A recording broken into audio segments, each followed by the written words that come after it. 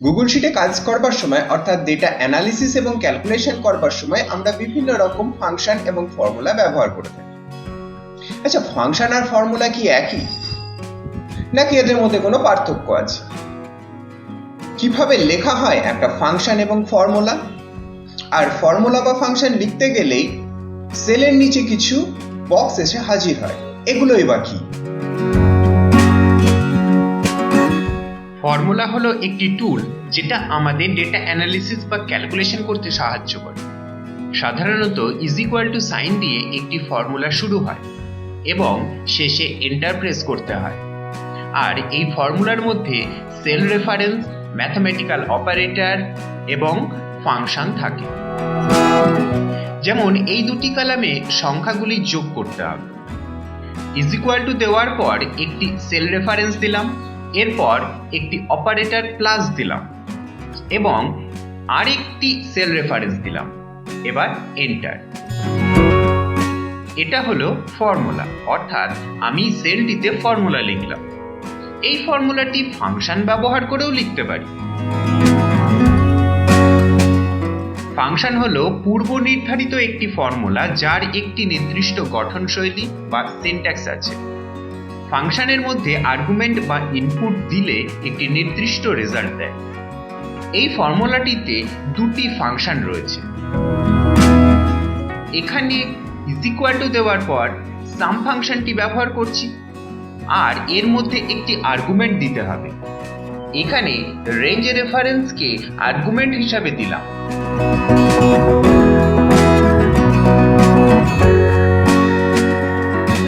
Insert থেকে ফাংশনের মধ্যে গেলে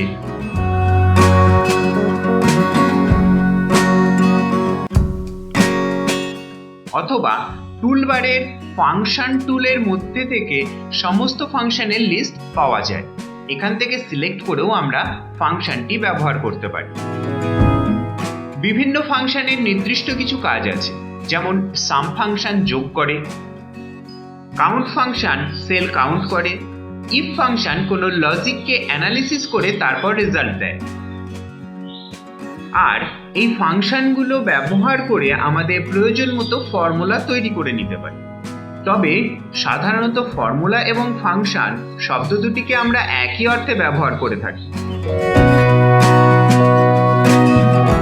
প্রতিটি ফাংশনের নির্দিষ্ট গঠনশৈলী বা সিনট্যাক্স আছে, আর সেই সিনট্যাক্স অনুযায়ী ফাংশনের মধ্যে কিছু সেল বা রেঞ্জ রেফারেন্স দিতে হয়, নয়তো কিছু ভ্যালু ইনপুট করতে হয়।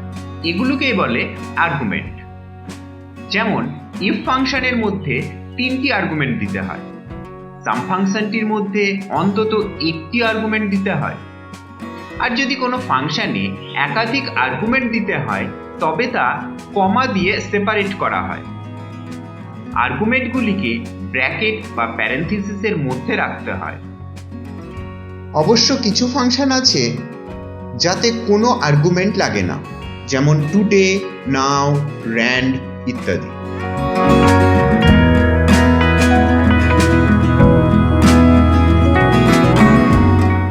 ধরুন এই 5টি সংখ্যার অ্যাভারেজ বা গড় বার করতে হবে, অর্থাৎ প্রথমে সংখ্যাগুলিকে যোগ করে তাকে 5 দিয়ে ভাগ করতে হবে। এর জন্য আমরা ফর্মুলার ব্যবহার করতে পারি। দিয়ে ফর্মুলা লিখতে শুরু করলাম। এবার সংখ্যাগুলি প্লাস অপারেটর দিয়ে যোগ করলাম, তারপর সম্পূর্ণ অংশটিকে 5 দিয়ে ভাগ করলাম। ফর্মুলাটি শেষে এবার এন্টার। এই ফর্মুলার মধ্যে কোনো ফাংশন ব্যবহার করিনি। এবার ফাংশন ব্যবহার করে ফর্মুলাটি লেখা যাক।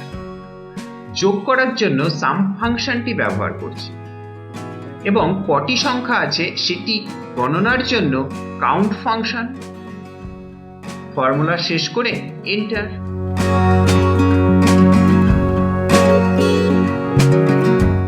এই কাজটি খুব সহজেই অন্য একটি ফাংশন ব্যবহার করেও করা যায়।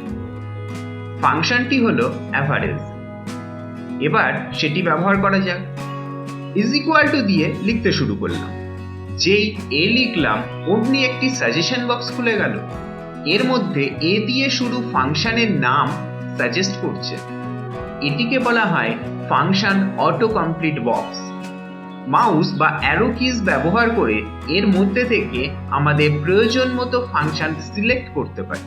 তারপর ট্যাব প্রেস করলেই সেটি অ্যাকসেপ্ট হবে বা লেখা হয়ে যাবে এবং ওপেন ব্র্যাকেট বা প্যারেনথেসিস চলে আসবে, নয়তো ফাংশনটি পুরোটা লিখেও দিতে পারি। এবার ব্র্যাকেট দেওয়ার পরেই দেখুন আরো একটি হেল্প বক্স এসে উপস্থিত।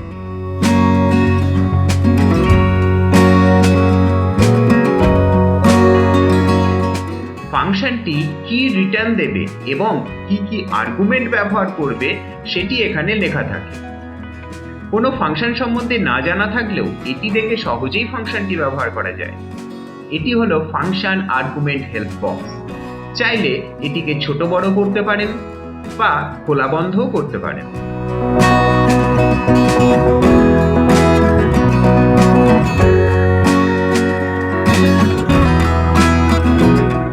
এবার আমি এখানে আর্গুমেন্ট অনুযায়ী রেফারেন্স দিলাম এবং ব্র্যাকেট শেষ করে এন্টার।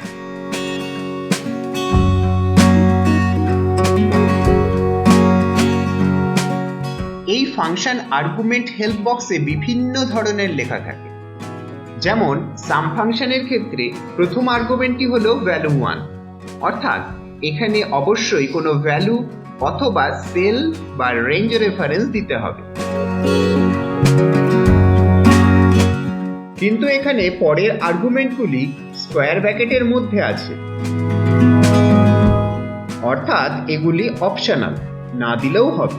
কিছু আর্গুমেন্ট অপশনাল থাকে, অর্থাৎ সেটি না দিলেও চলে, কিন্তু বেশিরভাগ ক্ষেত্রে আর্গুমেন্টটি না দিলে ফাংশন কোনো রেজাল্ট বা রিটার্ন দেয় না। আর্গুমেন্টগুলি অ্যানালিসিস বা ক্যালকুলেশন করেই ফাংশন রেজাল্ট জানায়। এবার ইফ ফাংশনটির মধ্যে দেখুন 3টি আর্গুমেন্ট আছে, 3টেকেই কমা দিয়ে লিখতেই হবে।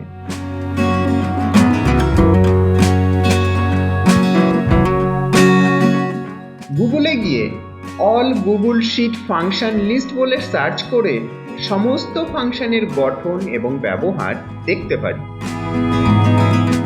গুগল শিটে ফাংশনই হলো সবথেকে স্ট্রং পয়েন্ট। যার যত ফাংশনের উপর দখল থাকবে, যে যত ভালো ফর্মুলা লিখতে পারবে, গুগল শিটে তার কাজ হবে তত দ্রুত এবং অ্যাকিউরেট। ফাংশনের সমস্ত কিছু শিখতে তাই অবশ্যই সাবস্ক্রাইব করে রাখুন দি কার্সার পয়েন্ট। আর মাত্র 4টে বিগিনার্স লেভেলের ভিডিওর পরেই আসছে অ্যাডভান্স লেভেলের ভিডিও। কেমন লাগছে এই সিরিজ অবশ্যই কমেন্ট করে জানাবেন। অনেকেই এখনো গুগল শিট সম্বন্ধে ভালো জানে না, তাদেরকে অবশ্যই শেয়ার করে জানতে সাহায্য করবেন। দেখা হচ্ছে পরের ভিডিওতে। ততক্ষণ পর্যন্ত চ্যানেলের অন্যান্য ভিডিওগুলি দেখতে থাকুন। Good bye.